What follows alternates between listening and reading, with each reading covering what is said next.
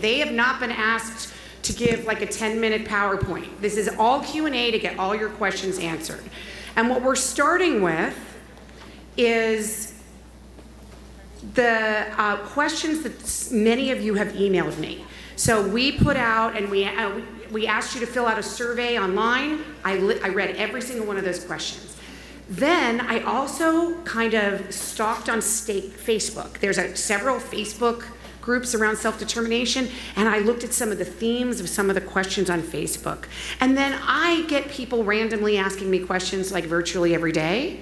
And I also went back and looked at some of those questions, and I came up with a composite for each one of our illustrious speakers.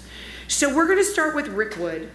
By the way, at not a single session of this entire thing are we going to read a bio of anybody. You can read, if you are interested in who the amazing Rick Wood, open up your programs, and there is a beautiful bio of Rick Wood. I'm just going to say this, that I love him, and he's a parent of a self-determination participant and one of the founders of Disability Voices United.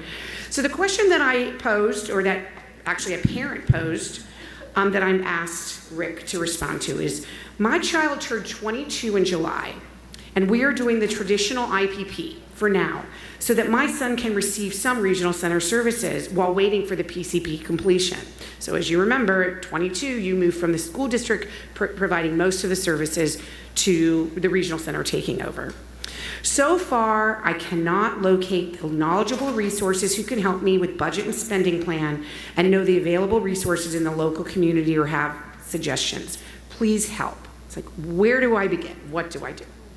Thanks, Judy. I'm fumbling with this mic because usually there's a red dot on it that says it's on. Yeah, I couldn't figure it out. I'm going to answer it this way, by way of introduction. I think that I was asked this question because my 24-year-old son has been a pilot participant in the Kern Regional Center pilot for 20 years. And I have served as his independent facilitator as well as his FMS. And unpaid. Yes, definitely unpaid. So this is a nuts and bolts section, actually conference, and it's really a nuts and bolts question. But you begin with, I think Nancy said something about, we don't know sometimes what we don't know. Sometimes we think we know and then find out we don't know. In this instance, you've got somebody, the assumption is that somebody has not received services before, for whatever reason. It's not somebody who has come up through the system, not somebody that has been helped by the regional centers. It is somebody who's new. Well, really the starting point is to imagine a better life for that person and the family. And you can be as broad and creative as you want to. So you start with a blank page. What will make my life better? Now this is while we're waiting for a person-centered plan to be developed, to be approved, and for a budget to be approved. But the practical problem is, who do I turn to find out what it is that I should be looking for? And the short answer is, you can turn anywhere you want to, including to yourself. So, do you go out into your community to talk to people who might be in similar circumstances? What makes their life work as a comparison to yours? Yeah, you can do that. Can you go to your case manager at the regional center and ask what other people with perhaps a similar disability might be receiving by way of services? You can do that, but you don't stop there. And that, in my mind, is not the starting point, but you've got to have some information. And frankly, we were there 20 years ago, although my son at that time obviously was 3 or 3.5. We didn't know. We knew what was wrong or how we wanted to make our life and our family's life better. But we didn't know how to go about that. And we were fortunate enough to have a regional center that said, well, we've got some people that you can talk to so that we can assist you in thinking about what might be better. And it's just really a thought process. Because I think you have to assume that everything is on the table and nothing is off the table. So you start with, what is it that's going to make my life and the life of my family better? You imagine what that is, and then you look to people within your community and even outside of your community who are going to be able to provide you with some sort of comparative experience to get the thought process going. And by the way, it doesn't have to be because there are no independent facilitators in your area that you wouldn't look to an independent facilitator. We are developing a network of independent facilitators. Look at that website. Is that website up there? It's not up there. Yes, the interchange.org. You're going to see that is a tool because it is an information sharing website. And so if there's an independent facilitator in Kern County and you're in Los Angeles County and you can't find somebody that that may have some information to just help you start thinking about what services you might ask for. And by the way, it's not an ask. Maybe it's not a demand, but it's certainly a request. It's not an ask anymore. I'm not going to ask, well, what's available for me? What can you do for me? Instead, it is not just this is what I need, but this is what I would like in order to make my life better. I think the biggest problem also is solvable with respect to how you develop a budget. There are folks out there who are very helpful. The FMSs who have been vendored, and they're the only ones that are required to be vendored under self-determination, are reaching out and are available to answer questions about the development of a budget. But he is an independent facilitator. So, do you need a professional? No. Could it be a parent? Could it be a friend? Could it be a spiritual advisor? Could it be a neighbor? Could it be anybody that you are comfortable with in sharing the things about your life and the life of your family, the life of your child, that services may help implement. So I realize that is general, but it's really designed to sort of kick off this. There's hard work here. We have not done this before. But you've got this great opportunity to imagine, and you don't assume that because the regional center puts up a barrier or says, no, we can't do that, that you can't do that. And so you challenge the system. That doesn't mean you do it in a very difficult, contentious way. It simply means that you say, look, this is what I think I would like or need or want in order to make my life or my family's life better. And I don't know what that is because it's all individual. Every budget is different. Every plan is different. There are a lot of similarities, and you will find that. But there is help out there. You simply have to go find it. And if there's somebody in your regional center who says, well, I don't know anything about regional center, I don't know anything about independent facilitators, I'm not networked into that area, then you ask somebody else. Or you ask that person, because regional centers are here to support us, you ask that person to go refer you to someone else who can have the conversation with you, thinking about what might be available by way of services, and that's really the best answer that I can get. Finally, this is nuts and bolts, and you're going to see it in the sessions that begin with the Freedom session this morning. You're going to learn those nuts and bolts, but the starting point is to think big, think broadly. Thank you. All right, the next sort of a set of questions is going to go to Liz Harrell, who is what is your title? Training and Special Programs, what? Director, Specialist, Senior, Executive Vice President? Coordinator. Okay. Training and Special Programs Coordinator of the Department of Developmental Services, and really has, she was working on the pilot for East LA Regional Center for 20 years. So she is truly an expert, and we are thrilled that she is now with DDS. So there were a lot of questions asking for clarifications on the DDS directives and instructions to regional centers. So here they are. So there is the opportunity for self-determination participants to get regional center funding for the initial person-centered plan. You may have heard about it. It's called a rate code 024. Do the participant and family have to put out the money first and then get reimbursed? Does the planner have to be vendored? Does the planner have to have her certificate? Or, here's another one. My planner still hasn't gotten paid by my regional center after 2 months. What should she do? Can the planner also be paid to develop the spending plan and advocate for the participant at their IBP? So please answer. There were more questions about this than anything else. And I feel like I'm an answer tribe. I'm the person that maybe doesn't have every single answer, but I provide as much as I can. I can get really loud. I'm part Italian. I can hit people next to me, and so I'm trying to be more professional. So absolutely. So let's go through some of those questions. First off, the department recognizes the integrity of self-determination really lies in that freedom to have that plan that Rick spoke of, right? That plan that says, I have a vision for my life or for my child's life, and let's talk about that and the services and supports to make that happen. It's a very step-by-step process to some degree, even though it's very free. So in order to do that, in order to really be able to have that freedom to have that kind of planning, the department recognized that there needed to be a way for folks transitioning into self-determination to be able to do that planning if they wished to do so prior to sitting down and writing that individual program plan.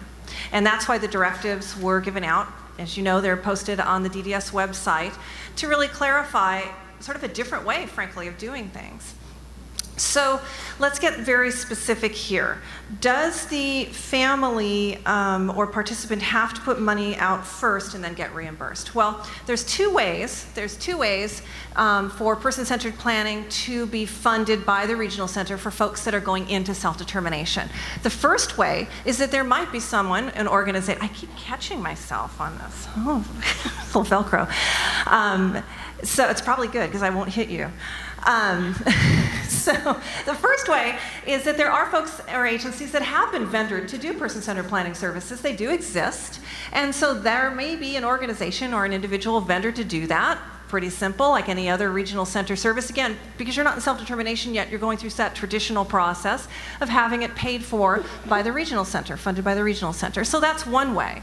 Now, the other thing, though, is that there's a recognition that, again, as folks are going into self-determination, maybe you need to find somebody more kind of specific to your needs. Maybe this is a resource that needs to be developed in a different way for folks as they're going into self-determination. So there was a recognition that folks may want to be able to hire their own person-centered planner. And that there are folks out there, surprise, that don't want to be vendored by a regional center. Maybe they say, you know what, thanks, I don't want to go through all that. I just want to help people do person-centered planning. And so there was a recognition to use something called Code 024. Code 024. What that is that is the reimbursement code. So absolutely, yes, a parent or a participant could certainly upfront the money and then be paid back. But then there was a recognition around, well, wait a minute. What about that? That could be an expensive proposition. I don't have the money to upfront, okay? So what about folks that can't do that? Well, what the department clarified with the regional centers is that under that code, even though it's called reimbursement, you can pay those person-centered planning folks, agencies, directly. You can pay them directly. The family does not need to upfront the money first. The planner just needs to show, whether the family's paying ahead of time or not, they need to show they've had training or certification. What does that mean, training or certification? That can be as simple as a resume that shows experience with person-centered planning, that there's been that experience. That training or certification does need to be provided. I do have to say that regional centers need to be able to pay the person doing the planning. And so they do need to obtain some basic information to be able to basically, it is an agency that has to assign a number, they have to be able to cut a check. So things like getting taxpayer ID or social security number is going to be needed, a billing address, okay? And then there may need to be an agreement about how the regional center will make that payment. But really, it should flow along fairly smooth. It is new for regional centers to do this. And so it is something that as regional centers are doing this, they're getting more streamlined in being able to do that. Those of you that are going into self-determination now, I remember having this conversation 22 years ago at East LA, you are pioneers. You are pioneers. And so what you're doing as you're working with your regional centers, and the regional centers that are working on this, like Gabby, the folks that are really working hard to problem solve, are also the pioneers. It's going to be a lot smoother for that next group of folks coming in. So the other question, let's see, does the planner have to have a certificate? I answered that. My planner hasn't gotten paid for 2 months. I do not have an answer for that except to say it sounds like you need to get on the phone with that regional center, perhaps talk with the starting always with your service coordinator. That's always your point of contact at a regional center. If that feels like it's not going where it needs to go, then going up that chain of command, going to a supervisor and saying, help me understand how long it should be that I would expect to get paid, because that does sound like too long to wait. And then additionally, the question around, can a planner be paid to develop the spending plan and advocate for participants in the IPP? So the thing is, I want to say about self-determination, it's not linear, and it's very hard because people say, where should I start, or when can I start? And some of that lies with you, okay? And again, it starts when you start doing that plan and when you start doing that dreaming. It starts when you also say things like, I'd like to sit down with the regional center and know what my individual budget looks like and get that certification, right? That can be going on simultaneously while you're doing that planning. You can be, then you're talking about that all informing the IPP, and then the spending plan being attached to that. The spending plan being something that is like a line item about all those services and supports and how much they cost. I'm walking through that because as you're bringing this person-centered planner in, they may need to be part of some of those processes. The department did specifically use language around spending plan in the second directive that was put out, because people do need help with that. And as Rick said, FMSs are also happy to have that conversation with you, even if you haven't hired them yet, as part of the interview process, getting their assistance. In regards to advocating an IPP, I would like to just frame that around that this is a planning team and we work together. And so if you want to bring somebody to your planning team meeting to help put that into writing, into your IPP, that is something that you can do, okay? So certainly there's a role for this person-centered planning professional as you're going through these processes. The focus being what we started with, that plan, right? That vision you have for yourself or your child and the services and support you'll need to get there. I just want to take this opportunity to add something to that. You know, there's not a lot of experienced people out there doing this yet. This is a new program statewide, and the people who worked in the pilots, many of them are not working at it anymore because it's a 20-year-old pilot. So don't sit around and wait, well, I want the person who's super duper qualified. Like, I need that person, and since I haven't found that person who's super duper qualified, I can't start the self-determination program. You should find someone who knows you, who knows your family, who knows your community and how to access really cool activities in your community, and then go get them trained to be an independent facilitator. That's actually easier than going through a list and calling 30 or 40 people who've gone through a program and seeing if you connect with any of them. It is, Roxy, where are you? And Greco. This is what Roxy and Greco did, is that they took somebody who they were very close, who was close to Greco, who knew him, knew his community, knew him well, and sent her to an independent facilitator training. And now she's their independent facilitator. And they trust her.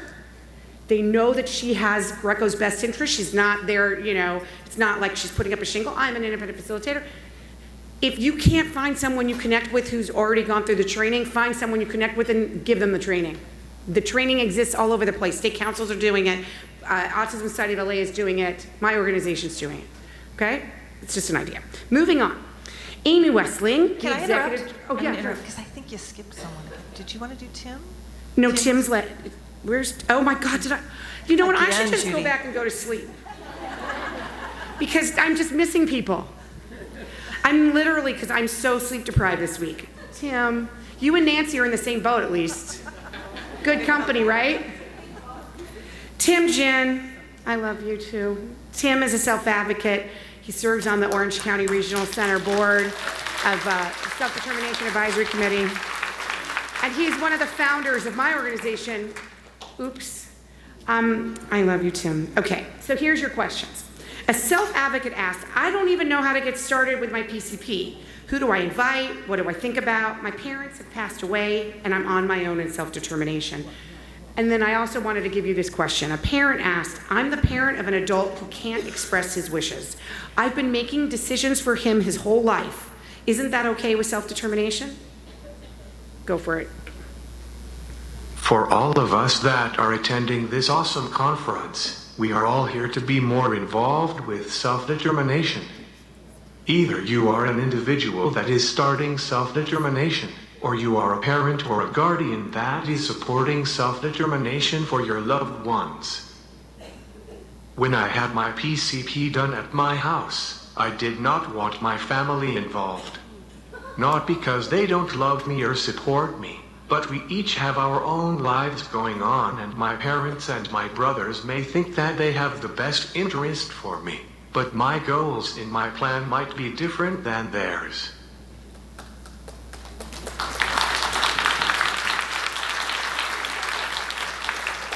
Mom and Dad are always poking at me to see whom I'm seeing and if they are ever going to meet her.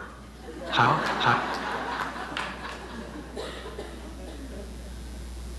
Their plan for me is totally different than mine. Maybe in my next PCP, I may include my family to be a part of my circle, but who knows? When I was trying to figure out who to invite in my team meeting, I just asked friends that knows me in different ways. Maybe you have a friend that you talk to every time you ride the bus. He or she will have a different view of you than a friend that you study together for one of your classes. From my experience, it's much more beneficial to ask people that knows you differently because they see you in many ways that you haven't thought about and bring ideas to your plan. It becomes a collaboration of different people in your team meeting. You'd be amazed on how many people would want to be involved in your PCP. You just have to ask. I get asked this all the time. What if I don't have any friends that wants to be involved in my PCP? Well, we interact with people all the time. Maybe the bus driver that picks you up every day wants to be a part of your team. Or maybe you like to go to Disneyland every chance you get and you always go to the same shop to have caramel apple candy and they know you by name. Most likely, if you ask them, they will be happy to be a part of your PCP. We are all interacting with each other in one form or another. Even though your family isn't involved, self-determination can be even more achievable because you are not relying on natural support and will have to find your own support that works best for you. An independent facilitator should be able to help you create your person-centered plan. Now to the second question about the parent who asked if it was okay to express their child wishes because they cannot communicate on their own. I wished this person was here so that I could ask them how their son communicates with them now, because if he has the ability to express his feelings and wants with you, he can communicate with others too.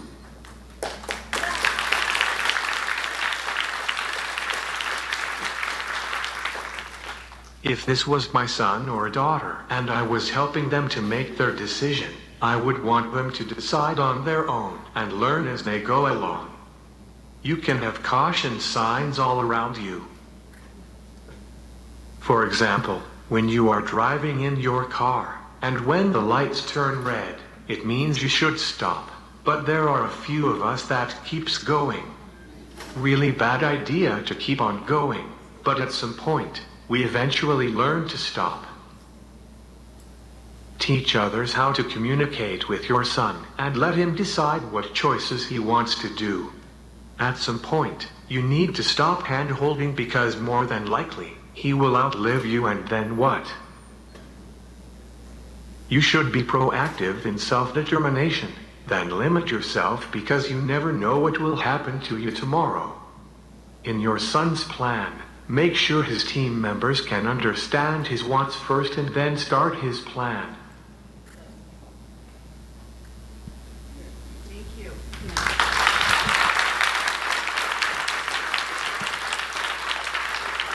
Okay, I'm just not going to ask permission. Is Amy next? Am I correct? Okay. Okay. It's a good thing I'm done moderating for the day after this. Amy Westling is the Executive Director of the Association of Regional Centers and Regional Center Agencies. So these questions all concern the development of the individual budget and the IPP. Why are so many regional centers having a hard time getting an individual budget to participants? For some, it's taking more than 3 months. For those that have received them, some families say that they include ongoing services and exclude one-time services that take place annually. What does that mean? And how have service coordinators been trained on developing the individual budget? All right. Well, I'm devastated that I have to follow Tim. I wish that we'd gone in order and that had been Liz's job. Not that Liz wasn't equally inspirational. But before I begin, as Judy noted in her earlier remarks, I'm one of those people probably in this room that could give anyone a run for their money in terms of type A personality. I like rules to be followed, and I like people to adhere to them. Thank you. There'll be a support group after this, although apparently a small one. So I would be remiss if I didn't point out that one of the rules is that you're supposed to wear your name tag. I have Judy's name tag because it bothered me that she wasn't wearing it, and I've had trouble listening to the last hour and a half because of that. So, but this ties back into, I think, the question that was posed to me, and I'll admit that when I first received the questions from Judy, I thought, well, that's not very nice, you know, and then I took a step back and I said, okay, what people are expressing is frustration and some lack of comfort with how complicated this has all become. And we kind of have to own some of that, not just the regional centers, but I think a lot of us. And as Nancy said during her remarks, you know, we've spent a lot of time wrestling with this material and trying to ensure that it's perfect. And, you know, maybe in some ways we've crossed that line of allowing our pursuit of perfection to get in the way of what we need to do, which is just launch this thing. Some of that, you know, I'm gonna go ahead and blame Washington for. Washington, D.C., not state. Washington State is lovely. But, you know, as we begin to seek federal funding for the program, there's all these rules and strings that come attached with federal funding, and some of these things are tied to that. But still, we are at a point now where I'm glad to say that we are ready for launch. We're ready to go. And it's been said a number of times earlier today that people who are working in this program are pioneers. I don't know any pioneer that ever crossed the finish line looking refreshed. Do you? It's hard work. Being that innovator, being the person who is driven by passion to do something different is hard work. Where's Connie? There she is. So when you were working with LA Unified to help Sean years ago, did you arrive looking refreshed?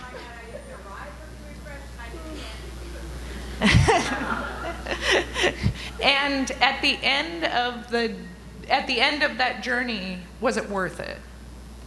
Was all of that hard work worth it? It's LAUSD. I'm not sure. That's a hard question. I feel like I'm on. I want to say the correct answer. Everything's worth it. You don't give up. But it was sad. And that particular trajectory today, because I still hear people aren't getting the education they need. And so I felt like maybe we were solid. I felt we went further than we did. I certainly don't want, and again, with no offense, LA Unified. Okay, we're gonna stop you because you don't have a mic. Okay, so she said she wanted to say the right thing, so I'm just going to go with that yes, it was worth it. I'm just paraphrasing. I think that's what you said, Connie. Yes, it was worth it. But it changed lives not only for your son, but for lots of kids going forward. And that's what pioneering is. One of the things I do every morning, because I have a strong morning routine, as you can imagine, is I get up and I read a particular blog, and the blogger always ends with a sentiment that I find really speaks to this issue, and she always reminds her readers to do the hard. Anything worth doing isn't going to be easy, and anything that's going to change your life and change the way that we think about service delivery isn't going to be easy. It's going to be hard, and this is no exception. So is the budget tool difficult to understand? Is it complicated? It is. And you know what? The thing that we need to recognize is that some of those complications arise from trying to do what's best, trying to get people the services they need. The easiest thing in the world would be to say, okay, what was spent on you last year? There you go, there's your budget, move on next. But is that the right answer? No. The law that was drafted, that Catherine and her team and Judy and Connie and all the others in this room worked tirelessly on, said we need to think about individuals in this process. And we need to think about how can we make sure that if someone's needs weren't being met previously, that we take that into account and give them the opportunity to have their needs met in this program. We need to think about what if someone's life situation changes. Let's say they age out of the school system, or they decide not to live with mom and dad anymore. We need to give them the ability to make the choices that they would otherwise make. And so none of that is easy. But at the end of the day, it'll be worth it. And I do want to thank Judy and your team for inviting regional centers to actively participate in these conversations over the next couple of days. And I also want to acknowledge all the regional center staff that are here, because the folks who have stepped up in their regional centers and said, I want to be part of the implementation of self-determination, those are the people with passion for the program. And those are the folks who want to see something different and want to be part of the leading edge of that change. And so I just want to acknowledge that everyone is here with the same intent, to see this program launch effectively and to do the hard and recognize that at the end of the day, it's going to be worth it.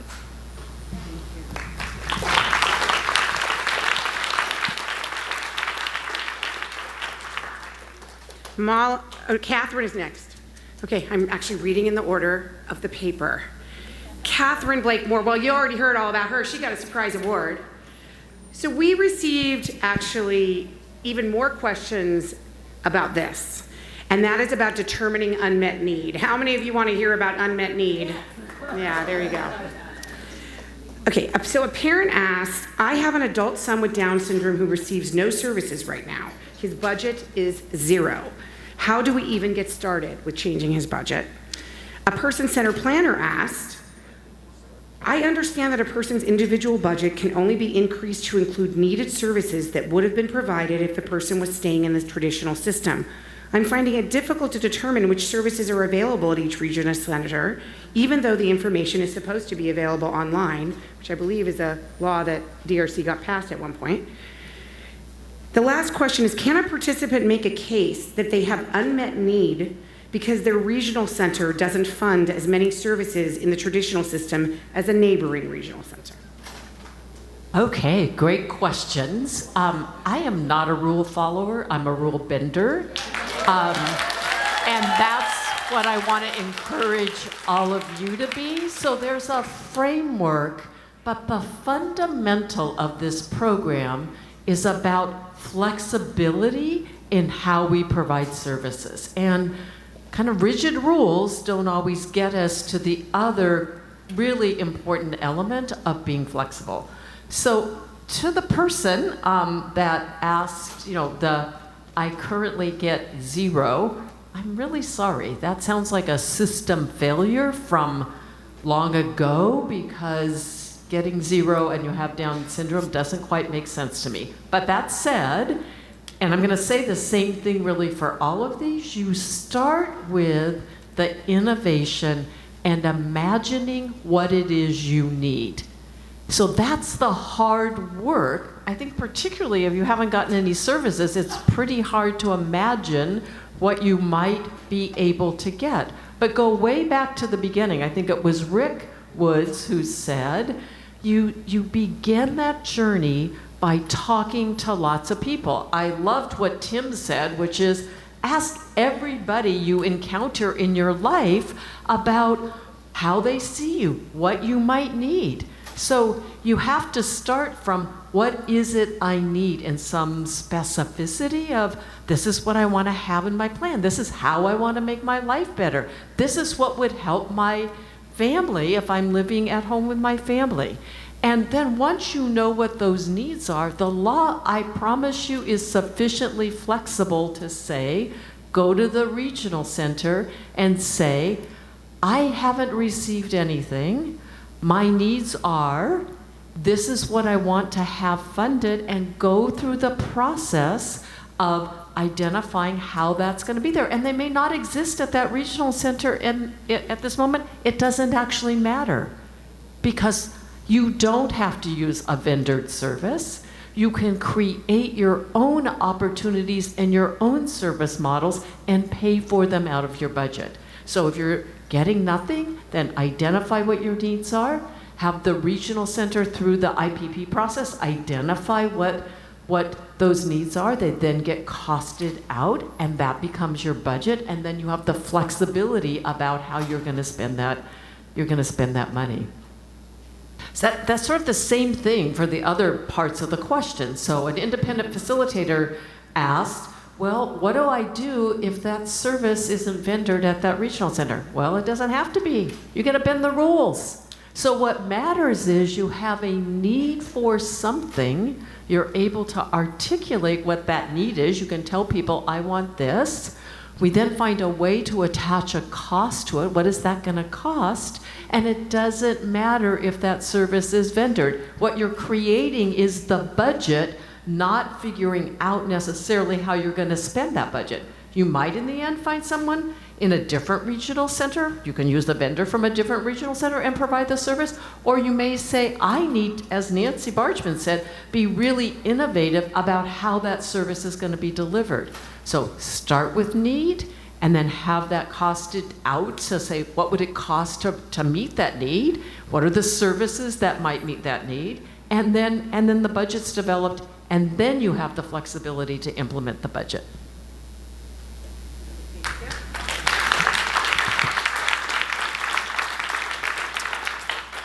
Our final question goes to, well, you are all get a chance to ask questions. That's why these microphones are out there. But the final advanced question goes to Molly Murphy, my new best friend. Molly. Ooh, I got lucky. Molly flew all the way here from Boston, where it's much nicer weather here, and we're so thrilled. She is the principal of something called Applied Self-Direction, which is kind of like an association of all the FMSs. So all those FMSs who are going to help you all belong to her association, and she puts on these incredible conferences where she teaches self-direction to a lot of people. So here your questions are related to FMSs. So a parent asked, my daughter has very significant medical needs. We want to hire a range of staff to help her. We contacted an FMS to be our co-employer who said that they didn't agree with the staff we wanted to hire. What should we do? And another asked, my son takes Uber, and there is enough money in the budget to pay for it. The dilemma is how to open an account for him through his FMS. How would this even work? Great, thank you so much, and thanks so much for having me. I'm delighted to be here. I really like what Nancy said about making good choices. When I was in college, I had a friend who, as our group of friends would go out at night or go on an adventure, she would remind us to make good choices. And sometimes the choices we made worked out as we intended, and sometimes the choices we made did not work out as we intended. And I think self-determination is very similar. We're going to do our best to make good choices, and sometimes it's going to work out as we intended, and other times we might have to go back and make a new choice. but that is the dignity of self-determination, the dignity of risk. We get to make those choices. So I get to be responsible for the boring nuts and bolts things. I specialize primarily in financial management services, and I like the question a lot about how I've identified someone who I really want to have provide services to me, but my FMS provider doesn't want to hire them. What is very cool about the self-determination program, and I work with programs all over the country, and not all of them have this kind of coolness that I'm about to describe, and that is that you have 3 different models of financial management services from which to choose. So one model is the bill payer model. We're going to talk about the different models in a session later this afternoon and how they're different. The bill payer model wouldn't really fit into this question that's being asked here. The next 2 models are the Coe Employer Model and the Sole Employer Model. So my guess, and I don't know the details of this, from where this question came, but my guess based off of the answer here, I want to hire someone and my FMS provider doesn't want to hire them, and therefore, what am I going to do? Is that that's probably the Coe Employer Model. There are a lot of great things about the Coe Employer Model. One trade-off of the Coe Employer Model is it's not just me making the choice about who I want to hire. In the Sole Employer Model, it's me making the choice about who I want to hire exclusively. Now, my person that I want to hire will have to meet some basic requirements of the program, but beyond that, it's me and not someone else making that decision with me. So to answer this particular question, I would say, if there's someone you want to hire and your FMS provider is saying, I'm sorry, we're not going to join on and hire that person with you, you would want to pick the different model of sole employer, because then you can choose to hire that person and take on that risk of hiring that person. The other question was about, I want to take Uber, I've got the money in my budget to take Uber, how do I actually set this up? So there's a couple different ways to do it, and this is one where you'll want to work closely with your FMS entity about how to do it. The way that we tend to see this happen in some other programs is that Uber and Lyft both allow you to do prepaid credit cards. So you can do a prepaid MasterCard or Visa for the budget amount that you want to spend on Uber, hook up that number to the Uber account. If you like, you can have the Uber receipts actually sent directly, like an email address directly sent with it to the FMS provider so they can get it. The FMS provider can also log in and monitor that Visa or MasterCard if you choose to make sure that it's being spent on Uber, but the receipts will come back and be able to be reconciled to the account. Great. Thank you so much.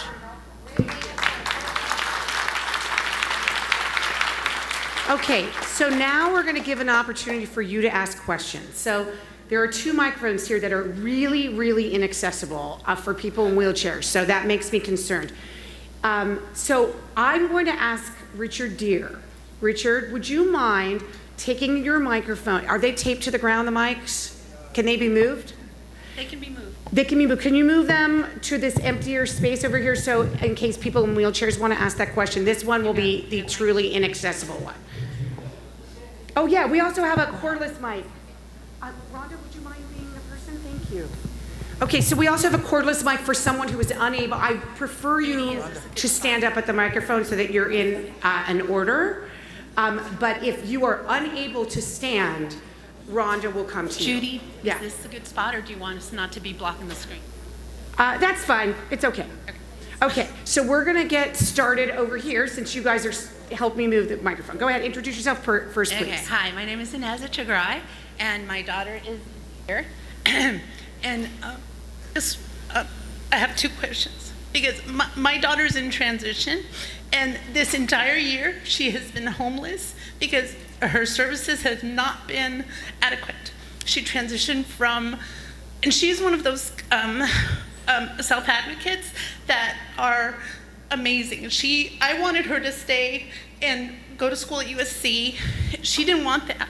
So she left home, went to San Francisco, got a scholarship at San Francisco Art Institute, and has been working tirelessly, getting a 3.98 while being homeless the entire year. And she's just... I'm going to have you just get to your... this is such a good question, and I should have said this, and I apologize. Okay. I ask you to not get into too much detail on your personal situation. Okay. And the reason is because this, that may be a private issue. Okay, So this try is to my get to your question. I'm so sorry. There are too many people falling through the cracks in transition, and my kid is one of them. So how are we addressing that? The second thing I have is, why is it, I want to understand how the role of social workers in the person-centered plan, because I don't understand why it's this us and them situation. They should be part of not just caseworkers, but just helping us figure out what's out there. And instead, I feel like this is going to be used as a mechanism by which to get rid of social workers. And I'm concerned about that because we need them. That's it. Thank you. Do you want to take that, Amy? I don't know. Who's the right person for that question? So I think that what she was asking was, where do service coordinators come in? I think she was using the term social workers, but where do service coordinators come in the picture here? Go ahead, Amy. I think that's you. Yeah, so I appreciate the question. In terms of where service coordinators fit into this model, there are a couple of different models related to how this can work. Some people elect to have an independent facilitator that's totally separate from the regional center. It may be a family member, it may be a friend, it may be someone that you've met that becomes a trained independent facilitator. There's a variety of places to look for that. And that person then helps you build your person-centered plan, and then you come to the regional center and develop your IPP. And in that model, your service coordinator can be part of your planning team that develops the individual, the person-centered plan, or can have a more limited role. It really is up to you and what feels right to you. The service coordinator then does a lot of the administrative pieces necessary to keep this program going, the budget tool, those kinds of things with you. Additionally, in our implementation of the self-determination program, there is the opportunity for those that choose not to have an independent facilitator to have the service coordinator fulfill some of those functions for you. So it really is as flexible as you want it to be, and it depends on what is the best fit for you and your family member and the choices that ultimately feel best for you. Thank you. I'll ask and Liz And Liz, if you want to also try to address her question on transition and people who are falling through the cracks. Yeah, a couple of things. Just to build on what Amy said too, I think, we always come back to the principles in self-determination, the value of support. And service coordinators aren't going away. In our experience in the pilot, service coordinators very much liked working with independent facilitators, liked working with the families. They felt like it was like one of them said, a co-pilot kind of situation. So it really is just to build on that independent situation that you have, how much of a role that person plays. There's some specific responsibilities, absolutely. To get to transition, that is such a unique time of life. And I'm sorry, I don't know where she went. I'm sorry to hear of that situation. I'm so sorry for you. That must be so difficult. Yeah. And I think building on what folks have said, self-determination is another option for folks to maybe get creative, to get innovative. And in such a very unique situation, it may be that thinking out of the traditional services for your situation, self-determination would be a good fit for transition, to be able to really get creative and address some of those situations, some of the specific challenges you're facing. I hesitate to talk more globally. You had such a specific situation, but I would like to offer to talk with you afterwards, and we could certainly talk a little bit. Okay. Thank you so much. So once again, I want to reiterate that I'm going to have, because these people, can you get on the line? I just happen to know that you are able to get on the line. I want to just reiterate, I know people have a lot of personal stories. Please do not get into the details because it is your isolated story. Get to your question rather quickly so we can get to everybody. Go ahead over here on this microphone. Okay, so my name is now Monica Jones. I am a homeless advocate, and I also advocate for children with disabilities. I have one with a developmental disability and 2 with learning disabilities. I'm a mother of 5, single mother of 5. And I have spent the bulk of my time, I haven't returned to work, spent the bulk of my time advocating for people in the community, especially for housing for children with disabilities and their families. And the self-determination program is one that I heard about and I tried to get my daughter into. I would like to know, why is it that they do not include children under the age of 3 for the pilot program? I was told that my daughter could not participate in the program after being told by the service coordinator to go ahead and sign up for the program to go to the listening session. I was We will told that clarify she could not, that for you. Yeah, I was told that we could not participate, and as a result, we were not put on the list. But I still, I'm determined to get here and find all of the information so that we can still, at some point, be a part of this. But we were one of the first people to go to one of those listening sessions and learn about this program. So let us clarify, because children under 3 are eligible in certain cases. Who wants to take that? So kids that are 0 to 3 that are in the Early Start program would not be eligible to go into self-determination. The primary reason for that is because of the federal dollars. There's federal dollars that are paying for that Early Start program. If folks are in self-determination, it's a federally funded program. It would be called kind of the double dipping kind of. So, but there are kids certainly that are 0 to 3 that have been found eligible for regional center services that have transitioned out of that Early Start program. So it's important to know whether your child is in Early Start or whether your child is 0 to 3 and receiving what's called Lanterman or regional center services. That makes all the difference. In my case, my daughter was in the Early Start program at the time, but there weren't any services in regional center that could address her needs. I'm sorry. And so we were told to look into this program. And so I really think that because this is a government-funded program, that it should include 0 to 3. And my other question is, I have had to, I've not been able to return to work since my daughter was born, my youngest daughter was born. So under the self-determination program, are our children, because we're their greatest advocate, we are their champions, and we're out here cheerleading for them all the time, can they hire us to be able to provide some of these services for them under this program? Liz, this is you again. Sorry. So it depends on the service. The paid independent facilitator, the parent of a minor child cannot be paid to be the independent facilitator, but certainly can function as a facilitator. Depending on the service, there may be circumstances where a parent may be paid, but cannot be reimbursed for providing services. Okay, we're Richard Deere over here on this microphone. So just to clarify, it's only for people who cannot stand. Okay.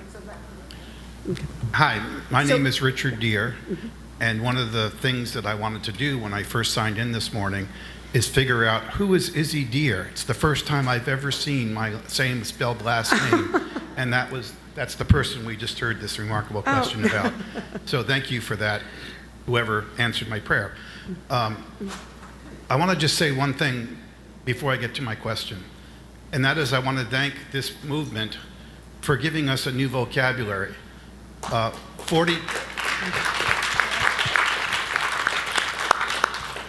This is a longer story, but I'm going to make it 20 seconds. Thank you. 42 years ago, I arrived in the state in an empty station wagon with the intention of being a guidance counselor with my brand new master's degree.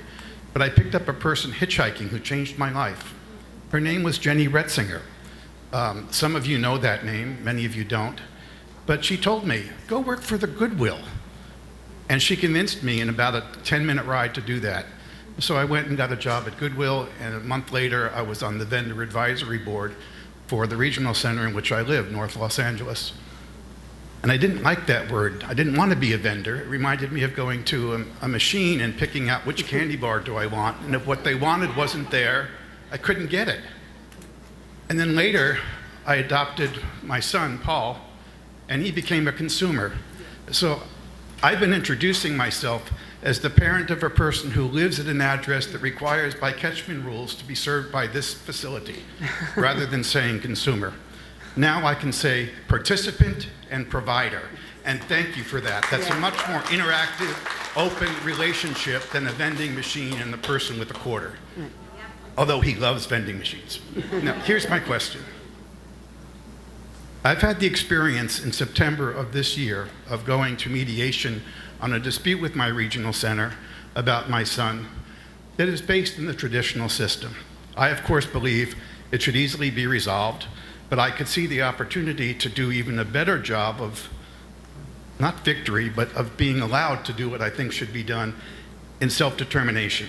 So I basically talked to the mediator assigned by the Office of Administrative Hearings, a very well-respected, intelligent man, and I explained my plan to him was that I wasn't going to try to get this here, but I was going to wait until self-determination.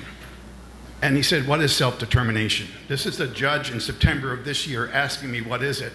When I described it, what he said to me was something close to, is that real or is this a parent wet dream? I gave him the book, told him about the rule and the law, and he thanked me and said, we're going to have to start talking about this. OAH isn't here, but we're going to need that kind of help. What we have with regional centers that are probably mostly run by type A people who like rules and regulations, and we arrived armed with concepts and principles. We need an OAH to help us at some point, but we need before that, and this is for you, Amy, can we please help our regional centers to decide to request technical assistance when it's indicated, when they go to OAH, to use informal conferencing and mediation to the extent possible, because it's going to be hard to win an issue in front of a judge who's asking the kinds of questions I was asked. I don't know how to ask OAH, they're not here, but my request and question is to the regional centers, can you be generous for those of you who like rules and regulations in allowing us to have informal conferencing, technical assistance, and mediation as important tools. I know some regional centers say, let's skip that and go to the judge. The judges aren't ready for us. Okay. All right, go ahead. Thank you. Amy. Yeah, so I really appreciate the question, and before I dive into the specifics, I did want to clarify a bit that I wasn't suggesting that in my earlier remarks that type A means that we do things only in the way that they've been prescribed for years. It's finding those ways to do it and to be flexible, but within a set of rules. So I just wanted to clarify that in no way am I saying that regional centers aren't excited for the innovation that this opportunity provides. They're looking for some structure and guidance in terms of how to best carry it out within the statute and within the expectations. In terms of your specific question, when there are program changes, it does take the Office of Administrative Hearings a little while to catch up. And so you providing that initial contact and that explanation really did help. In the meantime, I think that most regional centers view the available appeal processes, whether it's the informal fair hearing or the mediation, as really the opportunity to work things out and to be as flexible as possible. And to find a way to meet those unique needs that don't fit neatly into a box. That's honestly why all of us got into this work. It wasn't to make people fit into boxes, it was to find a way to meet people's needs within the rules that are available. So if your experience is that a regional center isn't being flexible in terms of implementation of the rules, I would just invite you to ask them to take a step back. That really it comes back to the identification of the need, some opportunity to spend some time thinking and brainstorming about what is going to meet that need, and then having a collaborative conversation about how can we get there together within the rules that do exist. And I want to just address the fact that the OAH judges, that's the Office of Administrative Hearings, are untrained, and I am very concerned about this. And I take that suggestion very seriously, that maybe that's a DDS work group. So we have this work group that meets at DDS, that maybe we should figure out how to do a training for at least the senior folks, and then maybe it'll trickle down, but I totally agree. Absolutely. Okay, we're going to move over to this microphone. Buenos días, mi nombre es Evelyn Rodríguez, vengo de Orange County. Good morning, my name is Evelyn Rodriguez. I am coming from Orange County. Mi hijo es uno de los que salieron en la lotería de la primera etapa de autodeterminación. My son was, he won on the first phase of the lottery for self-determination. Ya hice mi plan centrado. I already did my patient-centered plan. Y mi pregunta es, ¿qué pasa si con los servicios que identifiqué en mi plan centrado, My question is, what happens with the services that I identified as part of the plan? voy a mi IPP y hay un desacuerdo? I go to the IEPP and there is no agreement. ¿Cuál es el siguiente paso? ¿Voy a tener que irme a una mediación como el sistema tradicional? ¿Qué tengo que hacer? If there is no agreement, what should I do? I mean, should I go to mediation? Should I go back to the traditional system? What should I do? Gracias. Thank you. Who wants to take that? I'm sorry, they're all the same people who I'm asking this to, but I'd like to share it with Rick, maybe, huh? Why don't you start, Rick? I think this is a really good question, and so I'm going to answer it this way, and it's based upon our experience. As I mentioned, we have been in the pilot at Kern Regional Center for 20 years, and there were no rules. There were no independent facilitators. There were no FMSs. And there was no organized way to effectively appeal a decision that perhaps the participant didn't like. And so the way that we did it and the way that I expect it must be done is you start with this. And where's Harvey? He's around here somewhere. He has said for 6 years to me, his mantra is, who's in charge? Who's in charge? Well, what we find is that in many of the pilots, now understand there are only 150 families, and the pilots are not exactly the same as what we have now, but they're pretty close. Most, and I really say more than a majority of the plans that were developed in self-determination looked exactly like the plans that had been in existence through the regional center. The difference is that the people who were in charge were developing the plans, meaning it was we who were making the choices that we felt were best for ourselves and our families. And so even if nothing changes in your plan, you are better off because you have determined that plan. So the question becomes, well, what if you are in conflict? Regional centers have an obligation to not force people to go through fair hearings, but the fair hearing process is still available. And in our instance, 33 people in Kern Regional Center, 29 of whom lasted for 20 years. The other 4 left and were no longer part of the pilot. There were 0 fair hearings in 20 years. 0 fair hearings in 20 years. And what does that tell you?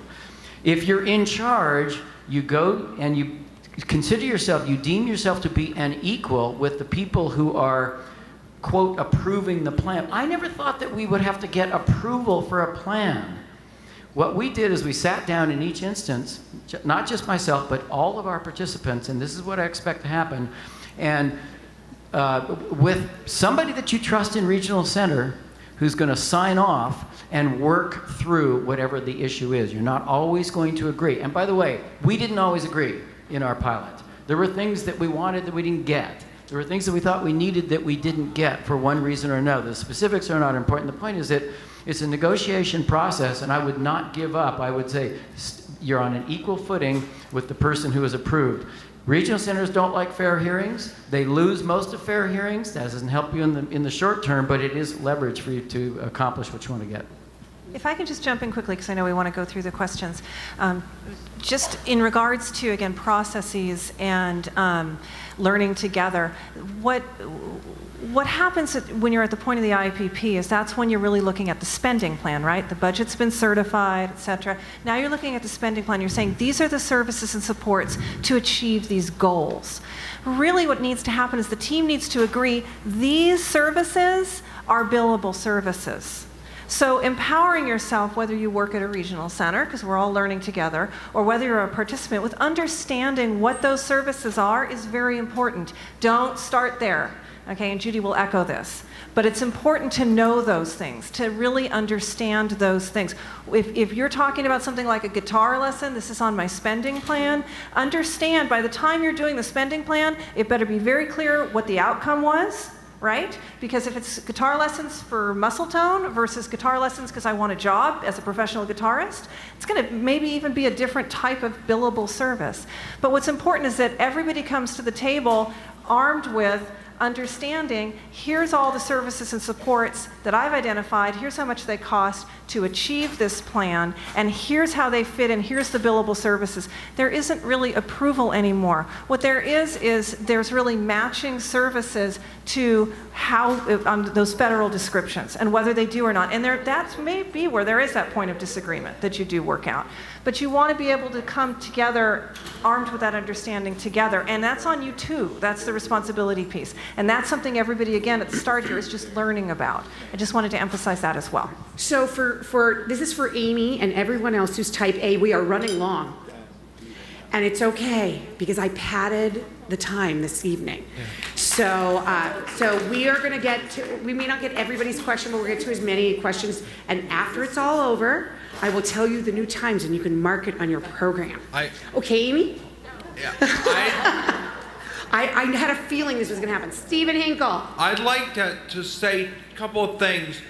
One, quickly, please. I've had someone do a person-centered plan that was, I didn't even know it was a person-centered plan, and getting the chance to organize it, it was abrupt what happened with me, or Regional Center of Orange County. They pulled a meeting and I didn't even know it was a person-centered planning meeting.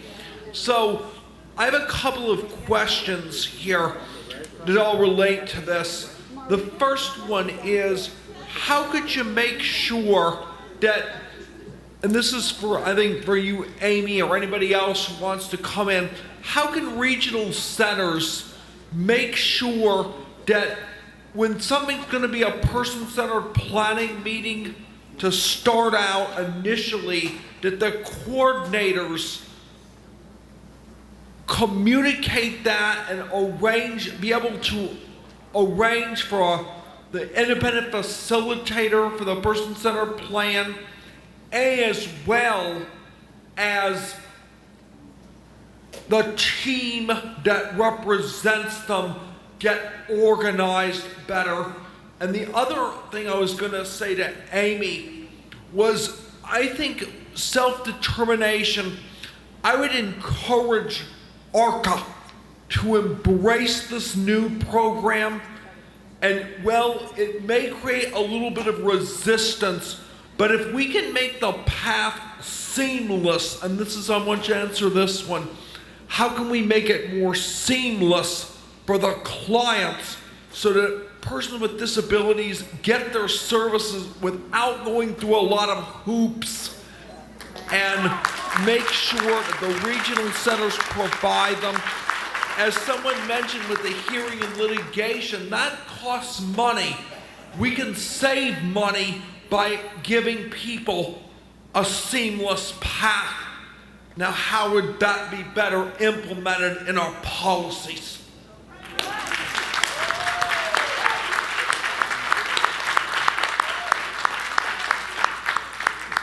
All right.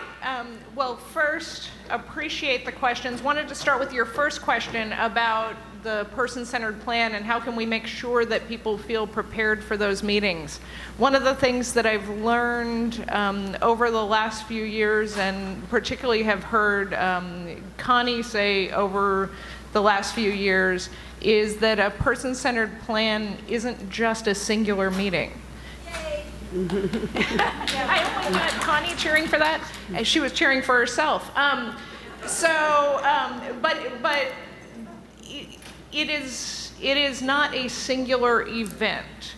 It is the opportunity to explore over a period of time what is important to and for the person, what those services and supports would look like to help the person achieve their goals, and how we're going to get there together. And so I apologize that it felt to you that you were taken aback that a person-centered plan was taking place. But the good news is it's not a static one-time document. It's not a static one-time meeting. You have the opportunity to revisit that in a way that feels right to you. And so, don't take that as, well, that's done and there's no opportunity to go back and redo it and make it feel like it's right to you. In terms of your other question, in fact, ARCA does support self-determination and the self-determination program.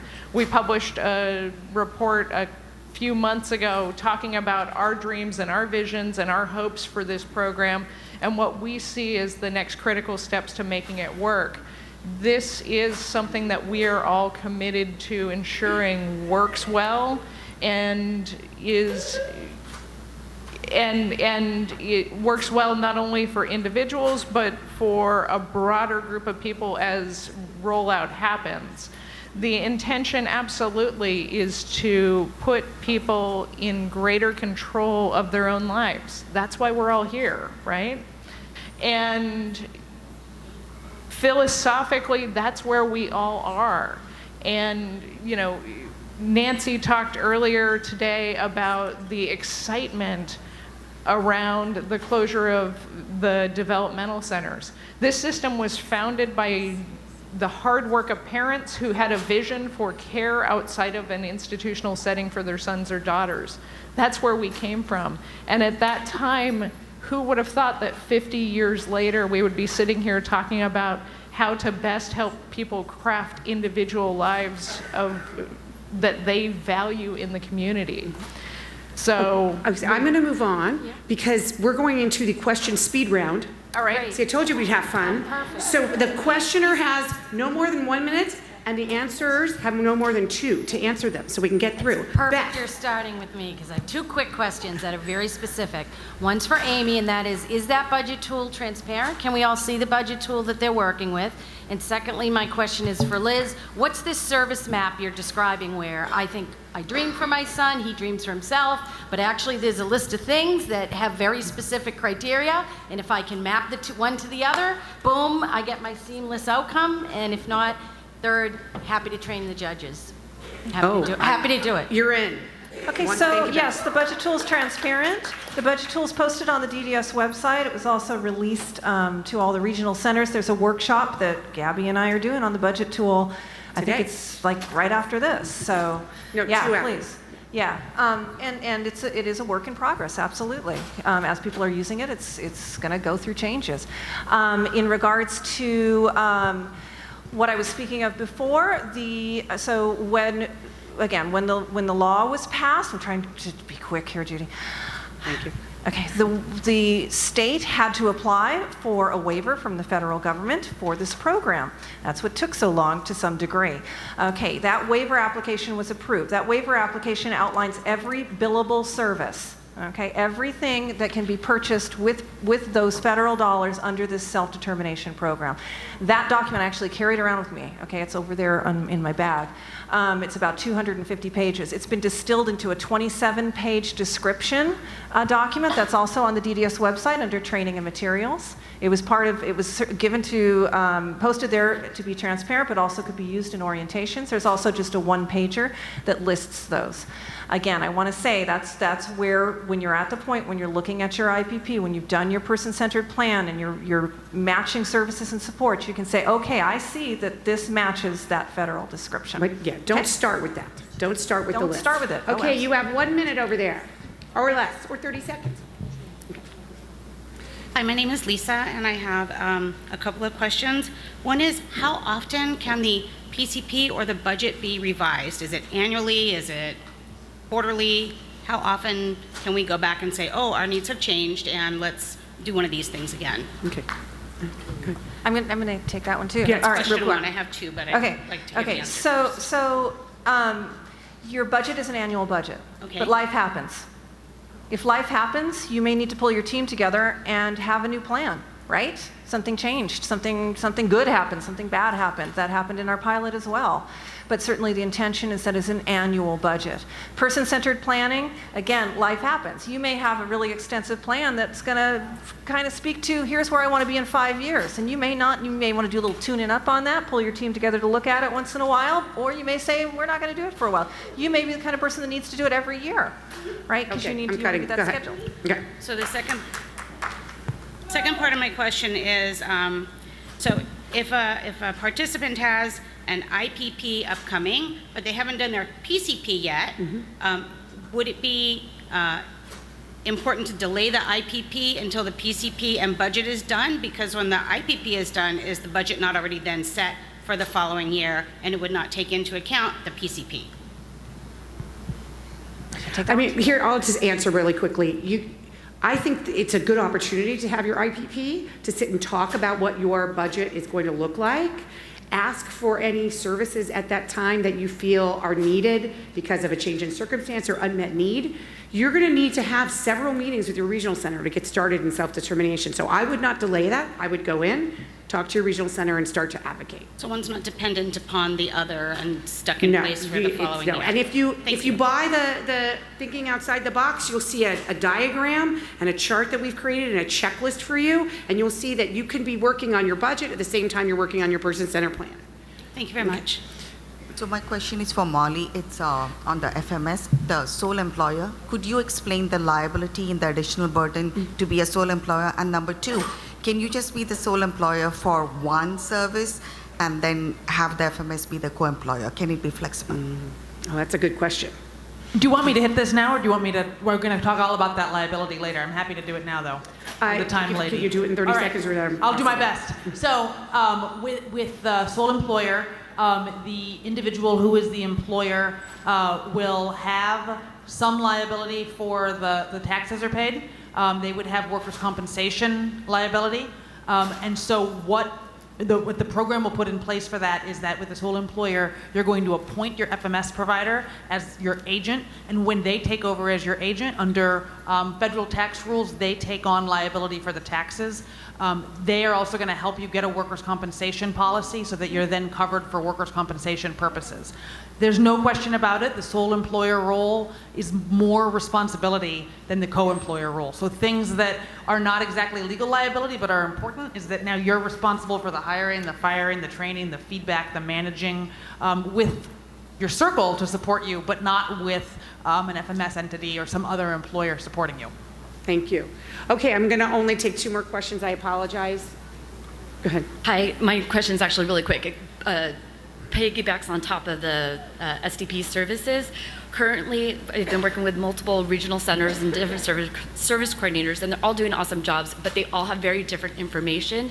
And so sometimes we come across a service coordinator who is trying to match a traditional regional center plan with specific items on the self-determination plan. For example, someone needed extra speech, which does qualify underneath self-determination, but they don't get a regional center service of speech. Is there a document that can be provided to for service coordinators to understand how the spending plan is different from the regional center, and that it's not required to have a line item matching the regional center budget. Okay, I like the way Amy went. I'm going to do that to you. You know, there's not really a document right now. That's probably something that could be developed as folks are learning. This is a time of learning for a lot of folks. One of the things I know that's challenging is people understanding the distinction between certifying the budget, which is before you're in self-determination over at this table, versus the spending plan, which is when you're in self-determination. And when you're over here certifying the budget, you really are looking at sort of traditional decision-making, how much was spent on you, how much would have been spent on you regardless of participation in self-determination. Once you're over here and you've got your spending plan, then you're looking at, is it a billable service? That's something that's like, I can visualize what you're talking about. Right now, I go around training it a lot and verbalizing it a lot. It's not something that is written as a one-pager training document yet. It exists in the training materials, though, that distinction. We do have the directive that came from the department that distinguishes the distinction between the budget and the spending plan and decision-making around that. Can I do? Well, No, you cannot. I'm so sorry. Last question. I'm so sorry, Wendy. I just want to know how the trial language impacts the budgeting for the self-determination program. The what? I'm sorry. The trial language, where The trailer? Trial language, where the the housing is prevented to regional centers to fund for certain living situations for the consumers. Are you talking about the HCABS final rule where it's required to have inclusion? No. Okay. There is a trail language in the Ladderman Act that they put in that the regional centers were asked not to fund for like housing, or help the residents for certain. Oh, okay. So you're talking about the restriction that regional centers are not allowed to pay for rent. Okay. So that does not change. Rent, you still cannot use regional center services for rent, and that does not change in the self-determination program. You have to use what's called generic resources. We're going to talk a lot about that over the course of the next day, all today, where you have other sources like SSI or Section 8 housing in which to pay for that. So that does not change. And I'm so sorry we didn't get to all the questions. Do you want to be our last question over there? Okay, go ahead.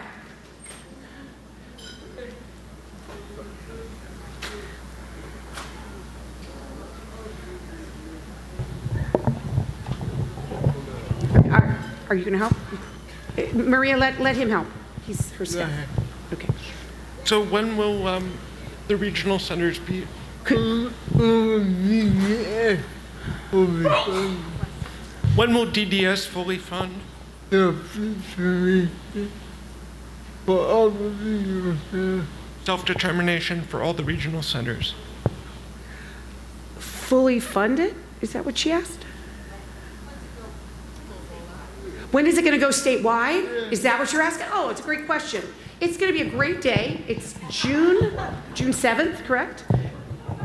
Or 9th. June 9th, 2021. Or is it 7th? Okay, I'm not going to make you wait 2 more days. But it is in June of 2021. It's actually in your book. I'm forgetting if it's the 7th or the 9th. It opens up to everyone statewide, but remember on November 22nd, there's a new, their DDS is going to be drawing again. In fact, today is the last day for you to have your regional center send, or not community-based organization send your name in.